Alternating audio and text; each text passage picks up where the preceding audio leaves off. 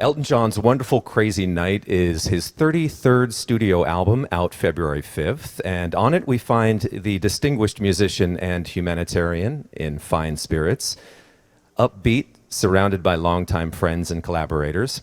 From the stage at the Wiltern Theater in Los Angeles, it's a great pleasure to be joined by Elton John. Thank you very much. How are you, sir? I'm very well, thank you. Excellent, yes. Well, thank you for taking the time for us at KCRW. We appreciate it. And we should set the scene for our audience on the radio here. Right. We're actually on stage at the Wiltern, and we've somehow convinced you to record some songs for us during sound check. Yeah. And well, you'll be playing here later tonight. Yes, I will be playing here later tonight, but we know KCRW is a very important radio station, and it does a great service to new artists, and it does a great public service.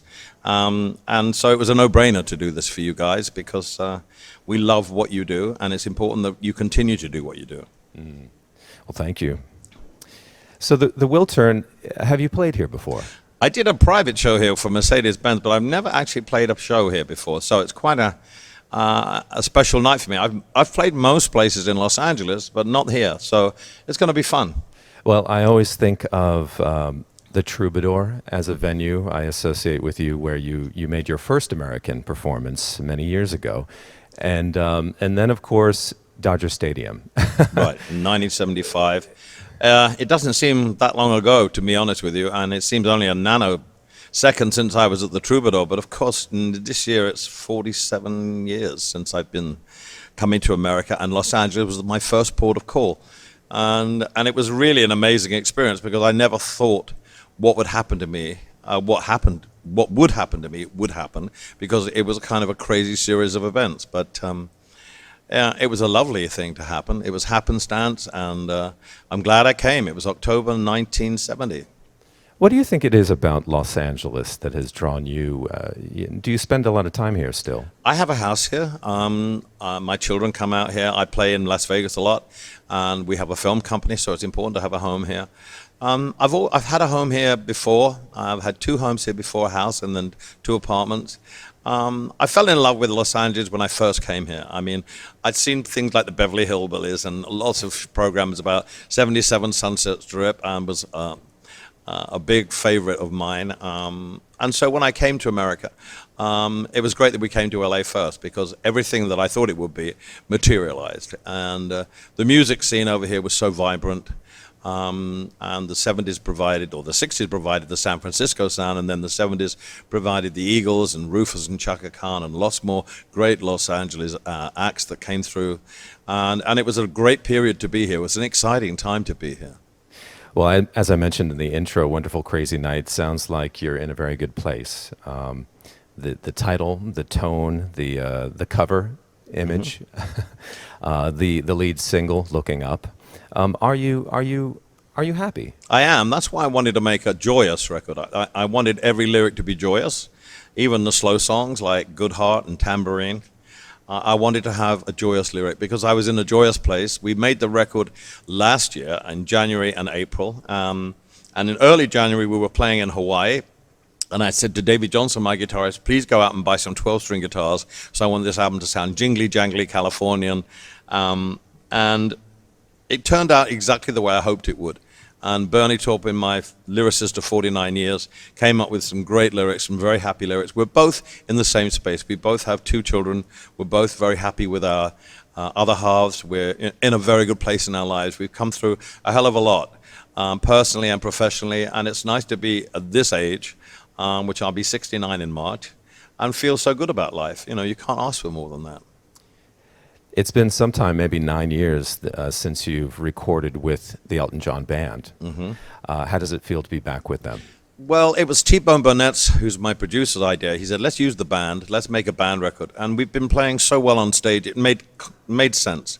This is my 3rd record with T-Bone, after I did the Leon Russell record, which was called The Union, which was a labor of love, and one of the greatest things I've ever done, as far as, you know, working with him was just such an incredible honor. And then we did the Diving Board, which was a kind of, as T-Bone says, a parlor record and a very intimate piano record. And I wanted to make a band record that sounded raucous, and probably the most raucous record I made since Rock of the West is, and if not the most raucous. And for a piano player, that's not very easy to do. I find it easier to write miserable, sad songs on the piano, because that's the way the piano sets it up. It's, you know, you tend to write more chords in a song than you would on a guitar. So it was a challenge. I tried to write the songs in keys for my guitarist, Davey, and it all worked out brilliantly. And it was once we got in the studio and put the first track down, which was Blue Wonderful, and the second track, which was Wonderful Crazy Night, we just roared. We did a track a day. We did 10 tracks last January and 4 tracks in April, and we chose 10 tracks out of those 14. And the result was just high energy. It was just, we had a ball. Has your creative process, writing, changed over the years, or do you still approach it similarly? It's exactly the same as when I first wrote a melody to Bernie's lyrics. I go away in another room, write the melody, come back and play it to him. And it's kind of why after 49 years it still is exciting, because I still get that buzz when I've written a song to his lyric and I go and play it to him or bring him in and say, what do you think? It's as exciting now as it was back then. And I think that's why we've lasted so long, because we have this continual desire to create something unusual, different, and we don't know what we're going to create. I have no idea until I get into the studio what the lyrics are going to be, and I get about 24 lyrics, and I go through them, and off we go. So it's an exciting process for me. It's not a slog, it's not a chore, it's not a writer's block situation. It's just every time we do something we haven't written for a while, and it's very, very exciting to know what the hell are we going to do next. Well, that excitement is palpable. You know, we can really sense it and connect with that when we watch you perform. And just here today, you're of such strong voice and such skill as a pianist. Still, have you changed your technique to sort of maintain form?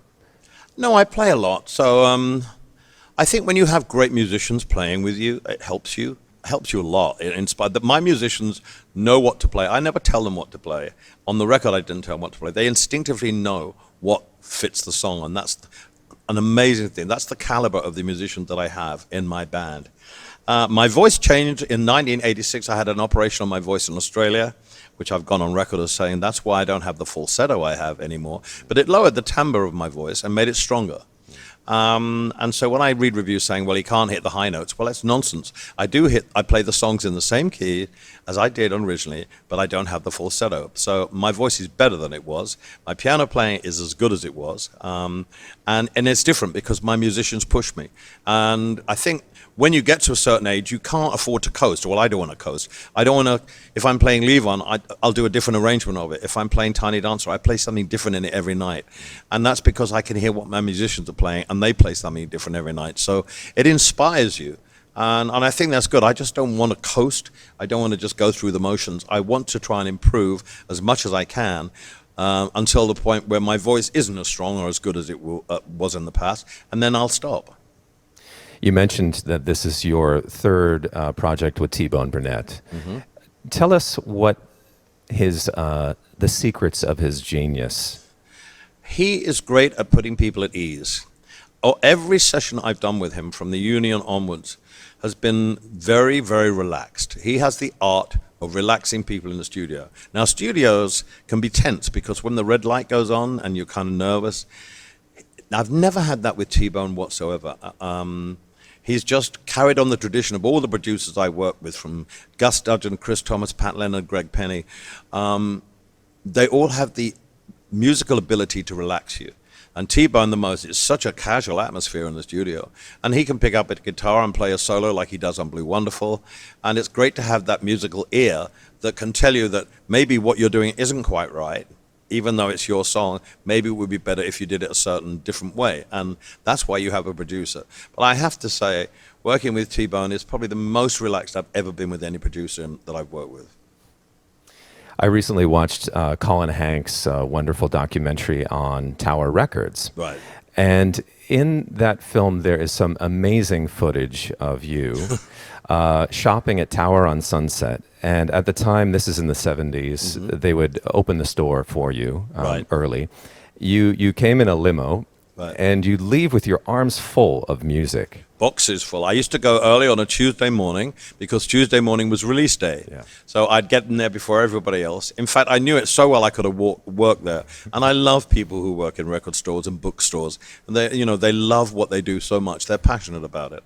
And when Tower Records closed, it was like part of my life closed with it. Opposite, there's Book Soup, which is one of my favorite places in the world too. And I said, if that ever goes, I don't know what I'm going to do, because they got rid of Tower. And it was one of the greatest pleasures I had in my life, every Tuesday going there on release day when I was in LA, because it was so exciting. Are you still that voracious with music? Do you collect? Oh, yeah, I collect. I mean, I collect every CD that comes out, more or less. And now I sold all my vinyl in 1991. It was the first thing I did for the Elton John AIDS Foundation. I had a huge collection of vinyl, which I had nowhere to put. And so I sold it to, and 8 tracks, to a guy in St. Louis who bought the whole collection.